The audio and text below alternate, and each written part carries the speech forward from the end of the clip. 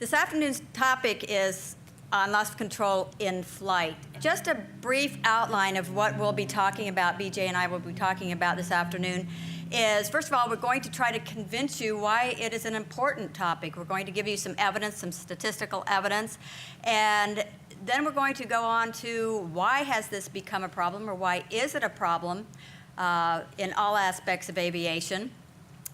And then we're going to say why, from a cognitive and from a flying standpoint, do pilots lose control. And probably most importantly, we're going to discuss what can be done for this potential problem. And we're going to give you some examples of what has been done, what is being done, and what can be done.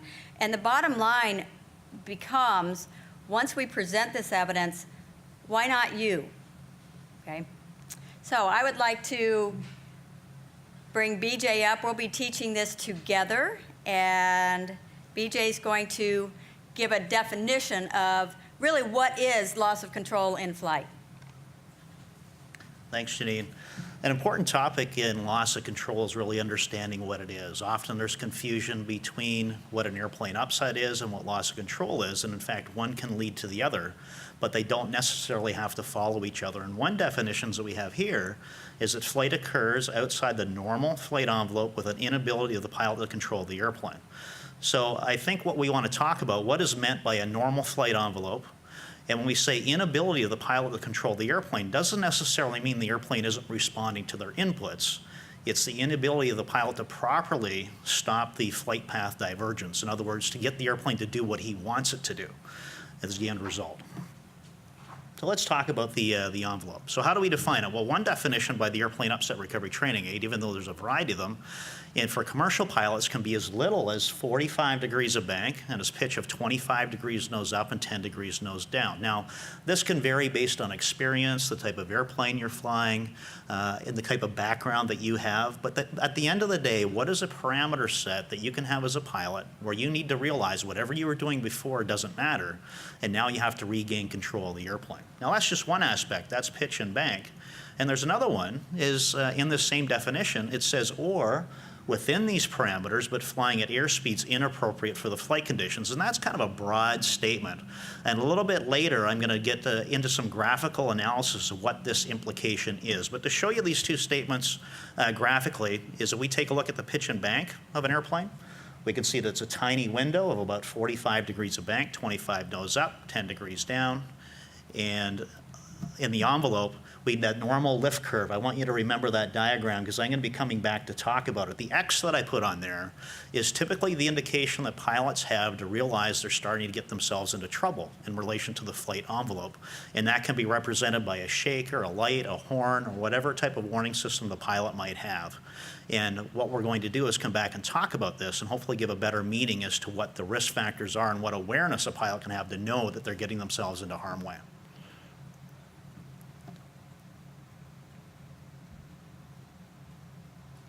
Some evidence. Why are we even talking about this topic? First of all, I want to give a little history. In 2005, I had the opportunity to talk here at Sun and Fun, and the title of the presentation in 2005 was Losing Control of a Perfectly Good Airplane. And I am going to tell you right now, this is the same stuff, different day, 7 years later.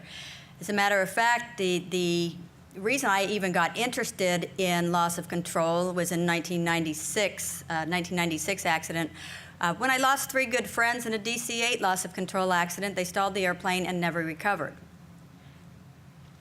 So I got very, very interested in how in the world could that happen and started studying the whole situation. And the example high-profile accident report examples that I have on the slide here were from 2005. I just picked and chose a few of the examples, including the DC-8 accident. So when we were preparing for this year's presentation, I went back and I said, okay, well, let's take a look at some more high-profile accidents that have occurred where the probable cause was a loss of control in flight. Okay. So we've got high-profile accidents, and that's all well and good, and that may be what you read about in Flying Magazine and AOPA and your other publications.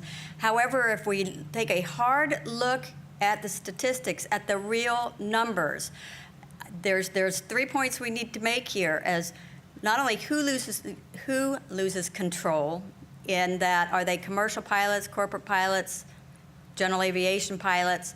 Are they just U.S. pilots? And one of the points we want to make is we're not saying these are bad pilots. This can happen to any pilot at any certification level in any part of the world in any type of airplane.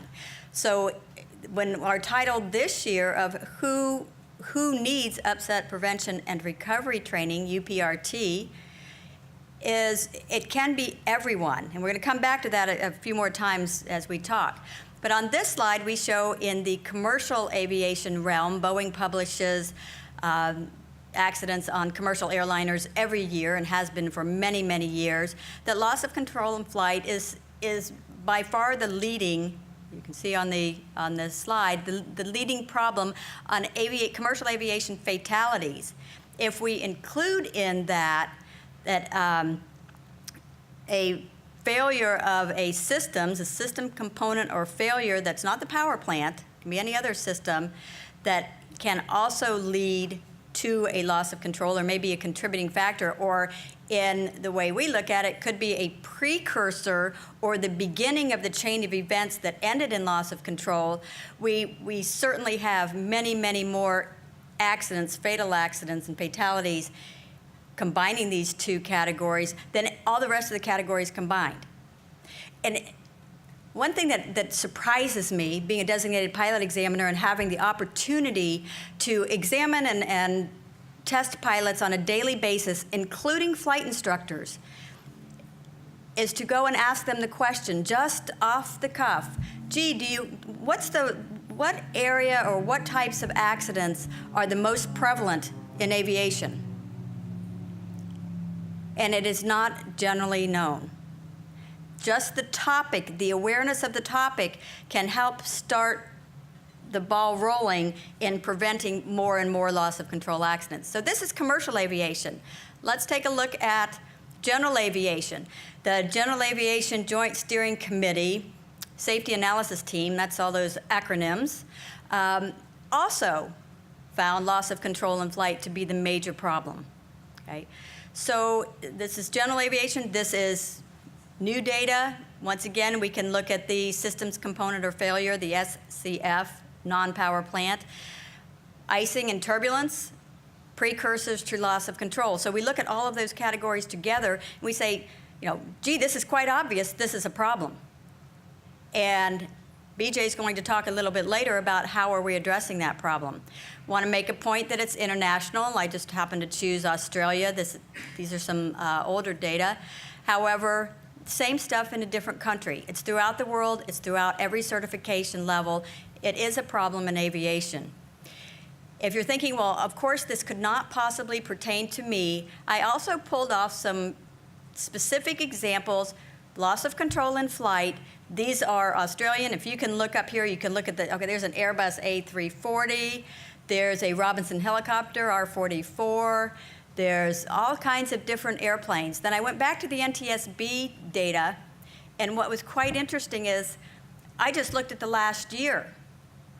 Wow, we've got a lot of different airplanes, a Beech 836, a MAL, a RANS S7, a Robinson helicopter. Oh, we have more just from the last year. These are accidents, loss of control accidents, just in the last year in the U.S. Not necessarily in the U.S., but investigated by the NTSB. So you might find your type of airplane or helicopter or flying machine on this list. Okay? And that's not to say these pilots were bad pilots that got themselves into this situation. However, somehow the chain of events evolved and got them into loss of control in flight situation.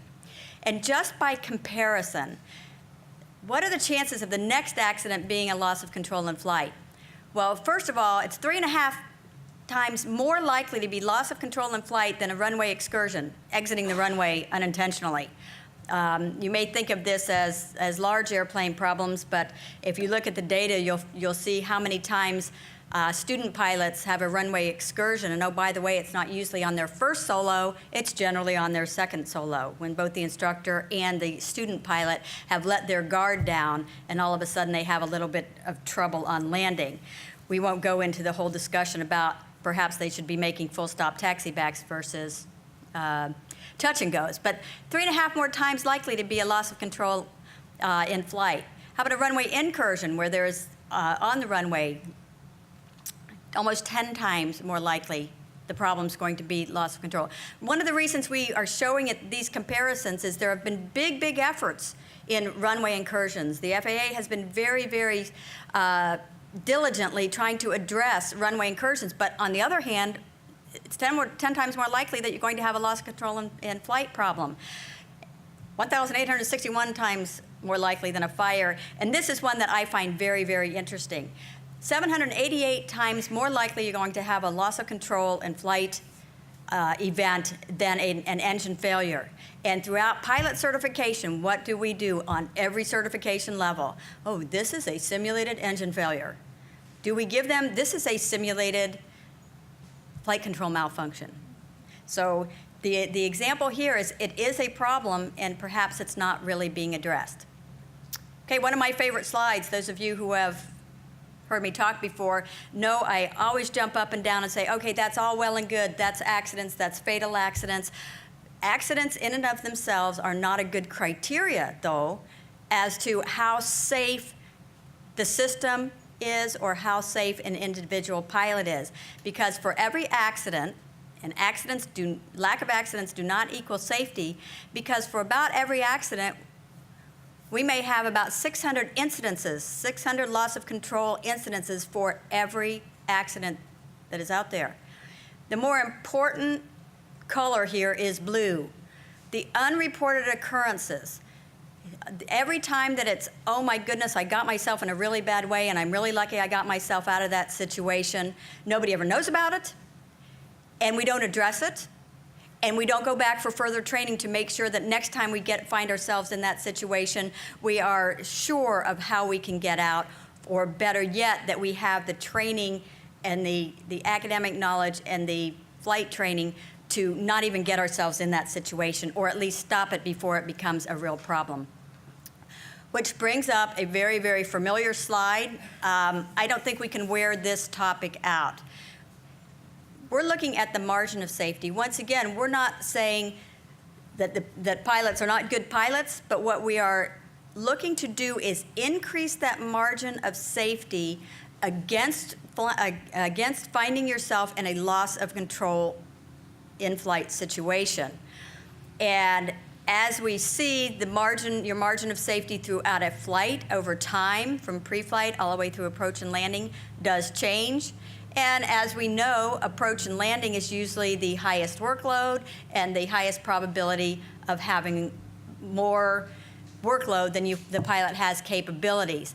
But the point here mostly is the margin of safety throughout a flight to increase or decrease the chances that you will end up in a loss of control situation. Little bit of background. Some academic research that's been conducted over the last 15 years on unexpected events and surprise fits very well into this topic. Because if we look at how pilots think and how they're responding to situations, we find that an unexpected event or surprise can alter your thinking, and it does. But the first thing we need to note is surprise is not necessarily some catastrophic event that all of a sudden there's an event and you are out of control. You have lost control of your airplane. That's not how it happens. It usually creeps up on you. It can be subtle. And there are often cues or clues available to the pilot that there is an impending problem. You can watch the hydraulic pressure decrease, and you can start projecting into the future using good situation awareness that, you know, if I'm going to lose my hydraulic system, then that means I'm not going to have this component or this component. And then it's not necessarily a novel event or something that hasn't been seen before, but what happens is we now are in a situation where we take a look at the situation and we may not predict how that might affect us. We don't predict it far enough into the future that now I don't have my hydraulic system and I'm going to be distracted, and my decision making may even become impaired or delayed because I'm focusing on this little, it may be a little situation, it may be a more serious situation, but I'm becoming distracted and it's interrupting my ongoing activities, which, when we look a little bit further, can lead to not paying attention to what we're doing and losing control of the airplane. So that interruption, and there's quite a bit of research out by Ketis Mukes and others on interruptions and distractions and how that affects our performance that leads directly into loss of control. How about the causes of loss of control? Not the pilot side, not the brain side, but what are the environmental or other causes? And we've broken these down into 3 different categories. And by causes, we mean these are precursors. These are items that happen that, if they are remedied or paid attention to appropriately, may never end up in a loss of control or even a near loss of control situation. However, when we analyze the accidents, incidents, and event reports, we always find, and I mean always, not just sometimes, we always find one of these precursors or sometimes multiple precursors. So, for example, environmentally induced, we can look at one of the high-profile accidents that everybody brings up today. The Colgan accident wasn't the first nor the last accident of its type. There's been thousands of near accidents and incidences, and, by the way, unreported events by pilots that were in very, very closely the same situation. But by virtue of either luck, good pilot training, or a combination of both, they did not make the news. They did not make the papers. And we know this because if we take the accidents, and we know there's 600 incidences, and we know there's all these unreported events, and oh, by the way, you go talk to your friends, they're going to tell you, go talk to any of your pilot friends. They're going to have at least one, if not multiple times, where, boy, that was really close. I cannot believe I got myself into that boat. So environmentally induced includes turbulence, clear air turbulence, and a number of other factors. For example, icing. If we're paying attention to the fact that we're accumulating ice on our airframe and we're aware that our stall speed's going to increase and the other anomalies that we might find with the control of the aircraft, we have a heightened awareness of the probability we may get into a stall situation and perhaps a loss of control. On the other hand, my other example, you may have a system anomaly. It might be an autopilot malfunction. If you're going to pre-flight your autopilot, know what to expect and what a valid pre-flight, I shouldn't have said that. When you pre-flight your autopilot, I didn't really say if, did I? Oh. When you pre-flight your autopilot, make sure you know what to expect and what a valid pre-flight looks like. Okay? What is the system supposed to do? What is the pre-flight procedure? So then, once you've pre-flighted your airplane, you can be confident that or your autopilot, you should be confident that it will work. However, I don't know, I don't pre-flight my autopilot, it always works. Now you've engaged your autopilot, it has an anomaly in it, it gets you sideways, you're surprised, brain doesn't work, your ongoing processes are interrupted, and instead of doing what you might have done if you would have expected that situation, we now have this delay process to recovering the airplane from not necessarily a loss of control, maybe just a minor unusual attitude. Okay? So that can also lead to the situation. And then we also have pilot-induced causes. Once again, I've already talked about inattention and distraction. There are a number of items here that could lead or be a precursor to loss of control. However, the number one resulting event leading to loss of control in flight, anybody want to guess what it is? The number one event that leads to loss of control in flight. Base to final, what? Very good, stall, absolutely. So these precursors, we're not paying attention. We've inadvertently gotten ourselves into a stall situation or a stall spin. And you're saying, well, we practice stalls. We learn how to do stalls and recover from stalls. Don't get me started on that topic. BJ will talk about it. But what we have found is we can mitigate this from the very beginning through both skills and knowledge, being aware of the situation, being aware of the threats, and specific targeted training. Because I only have to ask one question. If we're doing our training right and we're doing our pilot certification correctly and we're evaluating pilots and their skills, knowledge, and abilities correctly, then why do we have so many loss of control and flight accidents? So I'd like to turn this over now because I've asked that question, and BJ is going to talk about what can be done. And as we all know, that we are doing variations of loss of control training. For example, unusual attitude recovery training. Anybody who's been out there doing it is relatively benign, but this is just an excerpt from the PTS as to what's expected and what performance a pilot needs to have. Now, if you take a look at the image in the bottom center, you'll probably agree that if you're doing training properly and legally and safely in non-aerobatic airplanes, you have never seen a situation like you see there. And that's just one example of an excursion of the flight envelope that we're going to talk about in a few minutes. But to just repeat on what Janine's saying, is we can't get away and focus too much on recovery. Even though recovery matters, really what our hallmark of training needs to be is on awareness and prevention. And that's something that needs to be continuously emphasized as we go through this discussion. So what is being done? There's a variety of industry groups. We kind of pulled an example from each area of aviation: general aviation, the FITS program, the MBAA training guides in the corporate world, and probably the one that we pulled a couple references out of here is the Upset Recovery Training Aid Revision 2. Documents recognizing the fact that loss of control needs to be addressed, it needs to have improved training, and taking efforts to do so. So if we look into the industry as to who's active in doing this, they're going to try to intervene in this particular threat by applying upset prevention and recovery training. Some working groups going on right now, a hot topic with ICAO. They're now looking at rewriting the MPL. They have a draft version in process to help them with their definition of what upset recovery training needs to be. ICATI is an international committee, advanced training and extended envelopes for the Royal Aeronautical Society, looking in this particular time, this period, looking at loss of control, upset recovery. UPERTA, Upset Prevention Recovery Training Association, International Policing Agency for Upset Recovery to control quality standardization of instructors and program delivery. We saw some statistics from the GAJSC as well, and whether you're aware of it or not, that Congress has mandated that the industry look into solutions for the stall stick pusher and upset recovery regime of training. So there's a lot of activity going on to try to make a difference in this threat that we're seeing. So we need to realize, even though that prevention is important, even though licensing training is excellent, there may be a hole we need to be aware of to make sure that we're tapping it and we're trying to take advantage of the resources we have today that are readily available to make a difference. So there's some examples of out there people doing it right now. Just a couple, there's many more.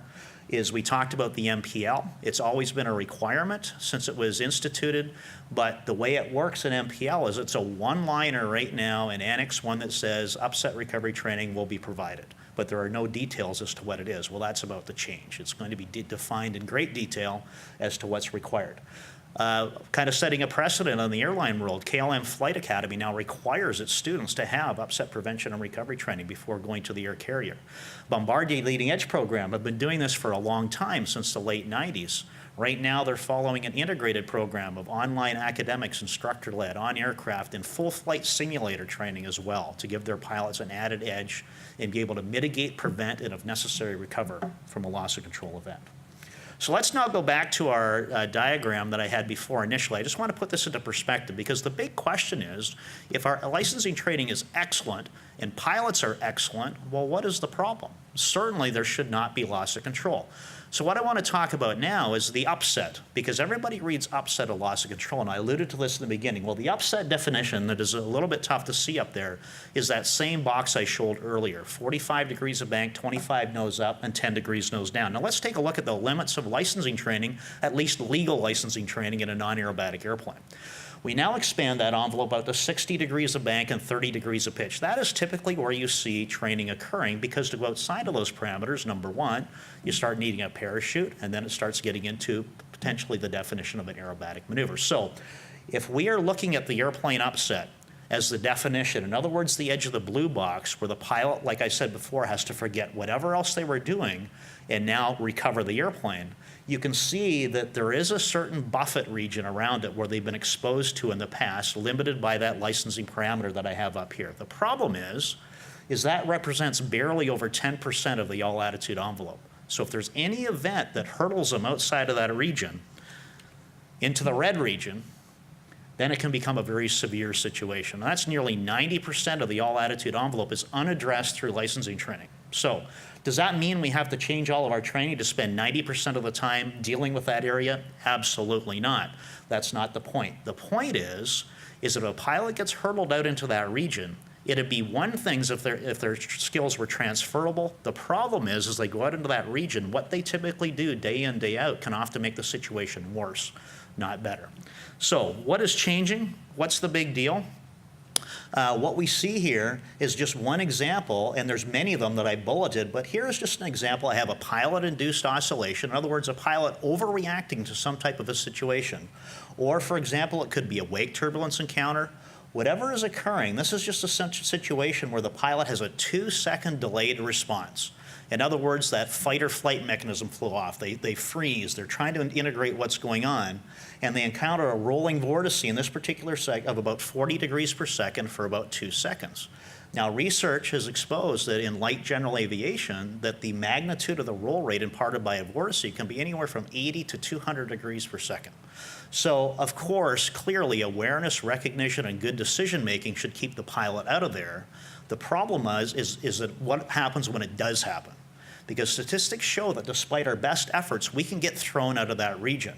So the big deal is for pilots is that things start changing. It's exiting their experience, what they've experienced in the past. Their skills are now unreliable and may or may not be transferable. Their cueing is unfamiliar. Now they're having a combination of aerodynamic cueing, motion cueing, audio cueing, buffeting, a variety of things going on that they've maybe never seen cascading simultaneously before that creates an impairment, both psychologically and physiologically in the pilot. So it's essentially a snowballing effect, making the situation worse. So let's now take a look at that graph I showed earlier. I want to show you a couple parameters. I know we're a little bit behind and I don't want to rush. Is that we often think that when we're trying to be safe in relation to the flight envelope, as long as we stay above the stall warning cue, we should be fine. And generally speaking, that is correct. But if you think about your daily operations flying point A to point B, is you spend most of your time actually flying in the normal flight region, in the non-slow flight region of your airplane. And that L over D max cue that I have there is essentially a flight condition where as we start getting below it, the handling characteristics of the airplane start to alter slightly, and we're getting into the region known as slow flight. As we start getting into slow flight and proceed towards the stall, we have a required certification to give us a warning we're going that direction for the pilot to be aware and take preventative action to avoid the threatening situation. The problem is that time and again through real life statistics is pilots don't stop there. Either they don't respond properly or they ignore the cueing because of all the other distractions going on when it occurs. The challenge now, of course, is when they exceed and they go beyond critical angle of attack, the physics of flight change. And what I mean by that is if you think about your time in licensing, I'm not talking about aerobatic pilots, I'm not talking about pilots who spend a lot of time in this region, but if you're the general pilot who has had excellent licensing training, if you think about it, going to the full stall break might be only done when you're doing your initial pilot rating. After that, as you're a commercial pilot, maybe as an instructor you see it, but as a commercial pilot, an ATP pilot, certainly as you get into the big airlines, your goal is to never go beyond the stall warning or the preventative indication. The problem is that's wonderful, except that it does happen, that people do go beyond that. Just like in our previous slides, what's the big deal? Well, again, now they're starting to exit the licensing region, what they're exposed to. Skills are again unreliable. Cueing, the combination of all the cues again, distracting them, and then the impairment occurs. And probably the biggest thing, especially in the stall, and we're going to watch a video on this in just a second, is that the handling characteristics of the airplane are not at all the same in this region. In the red region to the right of CLmax or critical angle of attack are very, very different than a normal flight. Again, adding to the confusion, to the impairment, and again, the cascading effect of making it more difficult for the pilot to recover. So, We're unique in the fact that with our business, we've trained thousands and thousands and thousands of pilots. So what if thousands of pilots revealed to us in upset prevention and recovery training? Unknown to most pilots in the world that it really doesn't matter from what we've seen how many flight hours they have, how many ratings they have, what their instructor experience is, their airplane type, or their depth of classical aerodynamic knowledge or academic knowledge. We have found by looking at it, because we expected there to be a difference, when it actually gets into a developed upset, beyond as it exits that licensing region, the envelope, it becomes a level playing field. For people who haven't had specialized training, just about everybody's the same when it comes down to it in their capability. And that is near nil capability in actually affecting recovery from a certain threshold. And again, when I'm saying that, I'm not saying that there isn't excellent licensing training. The problem is when that doesn't stop it, then there's no additional layered defense beyond that. The capability of a pilot to recover often is by accident more than on purpose. Let's watch this video of a typical commercial jet pilot being surprised to the cross-controlled stall. We're going to do a little scenario here, all right? We'll do a little scenario here. And let's assume we're in your airplane, all right? Do you have any pilots you like to fly with, by the way? Yeah. Let's say, are some of them less experienced than you? Oh, yeah, yeah. Yeah, okay. Well, let's say you've taken one of them flying with you, all right? And he's flying the airplane, all right? But you're pilot in command, of course. It's your airplane. And you guys are on approach. You guys are on approach. And here we are. We're turning base to final. You look off to the left over there, and you see it looks like we're going to overshoot. And then whammo, this happens. What would you do? Recover. Push. Forward. Pull.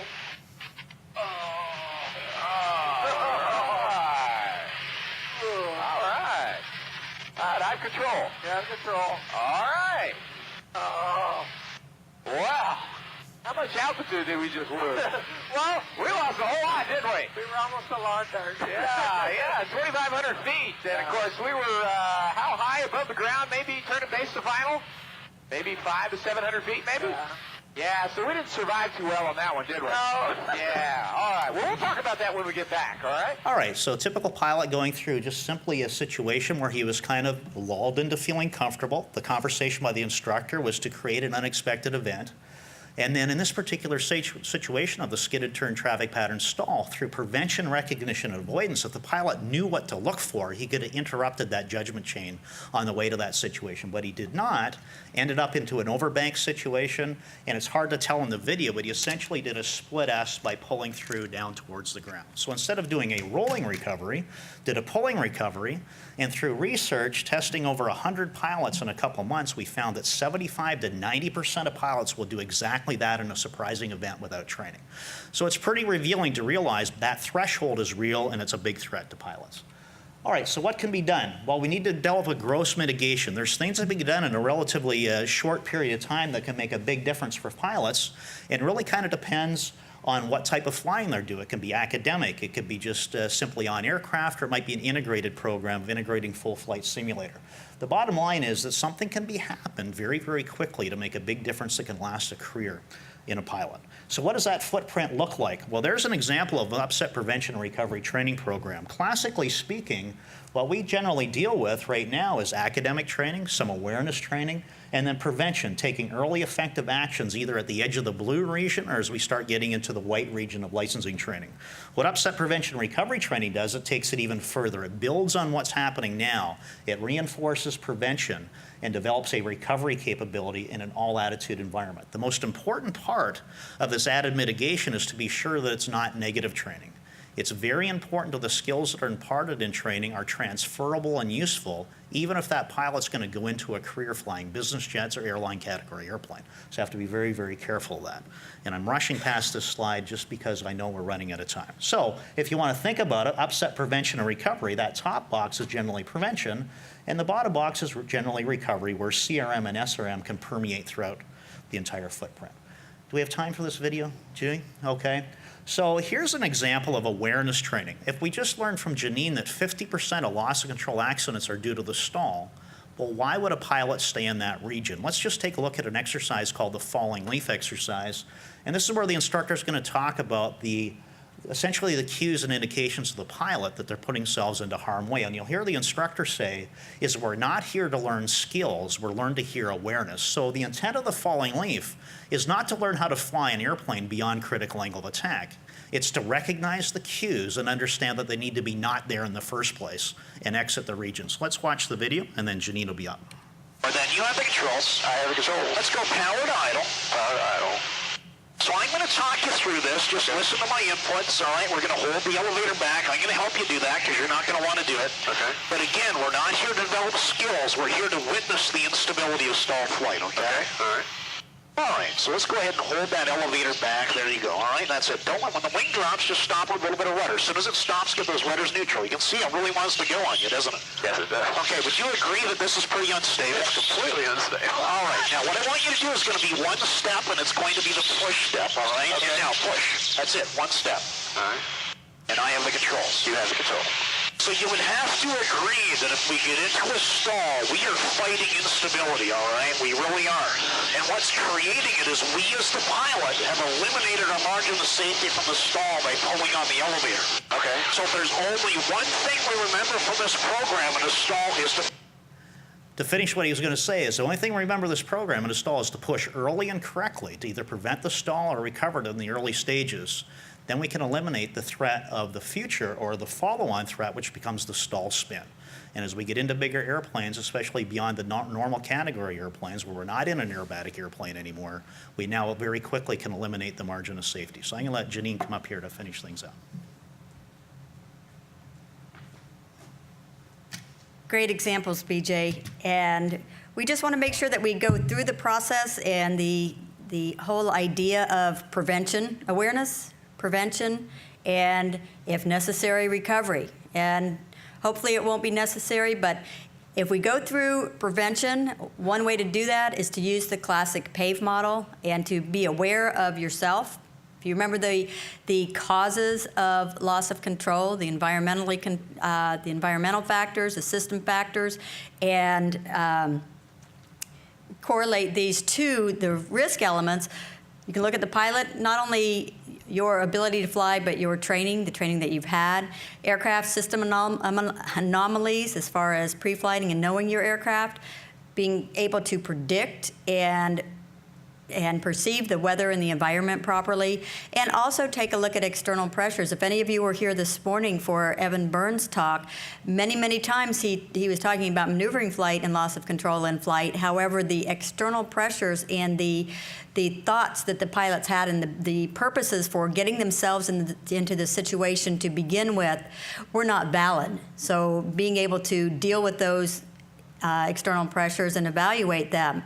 And as we've talked about in the past over and over and over again, we talk about single pilot resource management, being aware of your environment and using all of the available resources. Crew resource management, of course, there's specific crew resource management training necessary for upset prevention and recovery training. And research has demonstrated over and over again that these need to be practiced in the simulator and or in an aircraft and specific to the upset situation. But one of the most important factors that we can look at for prevention of loss of control in flight and recognize it is, once again, aeronautical decision making and looking at the risk factors. And I'm going to throw in my favorite word, metacognition, and I won't take up much more time once you hear this. Metacognition is thinking about what you're thinking about. Are you paying attention to what needs to be paid attention to? And we use the adage all the time to aviate first, to pay attention to the airplane. Aircraft state, the state of the aircraft, where it is a major factor in loss of control. In other words, the lack of awareness of the state of the aircraft is unknown. I mean, the pilot just is not aware of his aircraft state, therefore he's not going to reduce the angle of attack at the appropriate time or early enough. So metacognition, you need to pay attention to what you're paying attention to. And the second part of that is evaluating your own performance. Are you doing what's necessary to control the aircraft and keep it where it needs to be? The last item here, we'll bring BJ back up, and he's going to talk about if you don't pay attention, if you get yourself outside of the normal envelope, then you need to be able to recover. So I just got finished telling you that prevention is the most important point until you have to recover. Then, of course, that becomes very important at that point. So what I wanted to do now is, this is kind of summary. I just pulled it from our previous chart on proportional counter response. That simply means that whatever event is being presented to you, you need to respond in proportion to it. In other words, you don't want to under-respond, you don't want to over-respond, you have to be able to mitigate and resolve it back into the heart of the blue box we talked about earlier. So let's take a look at an example of a video of a situation of a recovery. This is going to be an overbank nose-low recovery. The particular pilot, you're going to hear him talking through the recovery, ability to break through that crisis, that mental lockup, that incapacitation that he has to affect recovery by solving parameters in a certain process or certain sequence. And then what we're going to do is take a look at transfer control into the airline environment. So running through this quickly, I want to let the videos play because I think there's value.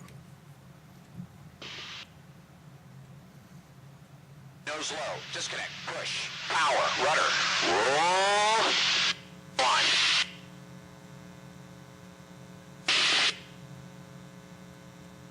BY attitude, power's coming up. Okay, so that's an example of training. Now, it wouldn't really mean a whole lot, especially if we're in a situation where we're trying to train airline pilots. The biggest objection that very often happens is, how can I possibly learn anything in a tiny little aerobatic airplane that I can use in a big airplane? Whether that be a light multi-engine airplane, a business jet airplane, or a transport category airplane, well, that statement actually has a lot of validity because there's a tremendous amount of negative things you can train in a light aerobatic airplane for the business jet transport category pilot. However, if that training platform, the aerobatic airplane, is used to develop strategy and concept, then you can actually transfer a tremendous amount of information to help the pilot be more effective. So here's a pilot in a very similar situation, overbank nose low in a 737. I'm going to go ahead and just let it run. Now, is it a perfect recovery? No, it isn't.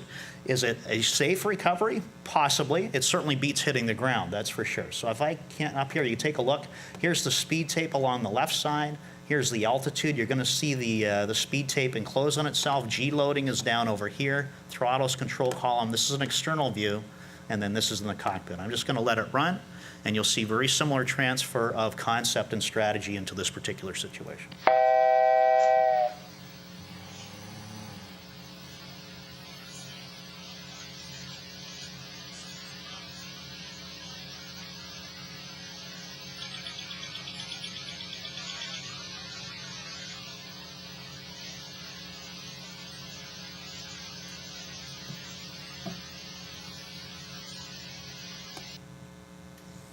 So I'll bring Janine up here to talk about it. I know we just have a couple minutes left. I'll let her wrap it up. Okay, stay up here with me, BJ, because the question was, who needs upset prevention and recovery training? Why not you? What part of this doesn't apply to you? I don't think any part of it does not apply. And however, if you are going to, now I've got you convinced. I think I want to go out and get some of this training. And I'm going to put right up here, buyer beware. One of the problems we have in mitigating this loss of control problem is that there are no licensing standards for the instructors that teach this right now. There are proposed for ICAO licensing standards. So if you are going to go investigate upset prevention and recovery training, be very, very careful who you choose to fly with and who you choose to go to. This is not aerobatic training. They are two different things. That's not to say that aerobatic pilots, airshow pilots and whatever can do a very good job of training this.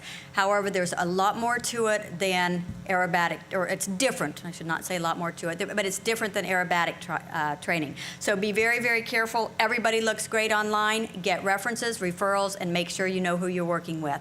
Make sure the instructors are qualified, Master CFI. And aerobatics is probably a good place. And some of the resources you might use is the FAA safety briefing. You can pick up a copy out here in the foyer. And there is an article in there that has some more references for loss of control in flight and for choosing a provider for this type of training. The last item I'd like to remind you of is the FAA safety stand down this year is also focusing on loss of control in flight, and it will be presented here for the first time on Saturday. Then it will be presented around the country, and you might find it at your own home airport. So, BJ, anything to add to that? I think the biggest point to make in upset recovery training, and I mentioned it a few times, is that we can't think that there's anything wrong with the pilots. It's not personal. It's not the pilot. It's simply training.